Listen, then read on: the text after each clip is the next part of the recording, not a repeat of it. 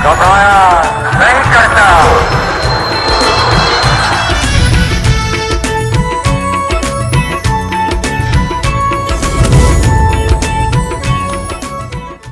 अस्सलामुअलैकुम, आप देख रहे हैं के न्यूज़ HD। मैं हूं हारिस अली शाह गिलानी। चलते हैं आज की अहम खबरों की तरफ।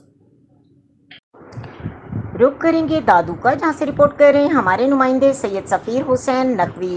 मुल्क भर की तरह खैरपुर नाथन शाह में भी SHO अकबर चन्ना, सैयद शफकत हुसैन नकवी, लाइन ऑफिसर कादिर बख्श, मनसब लाशारी और दीगर सियासी, समाजी और मजहबी रहनुमाओं ने यौम आज़ादी का जश्न बड़े जोशो जज्बे के साथ मनाया। बड़े बुजुर्ग, नौजवान और बच्चों ने सब सिलाली परचम उठाकर गवर्नमेंट हाई स्कूल से नेशनल प्रेस क्लब तक पाकिस्तान जिंदाबाद के नारे लगाकर रैली निकाली।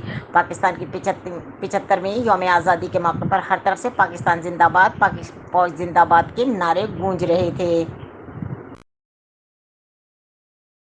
मजीद खबरों और अपडेट्स के लिए हमारे साथ रहिएगा। तब तक के लिए अपना ख्याल रखिएगा। अल्लाह हाफ़िज़।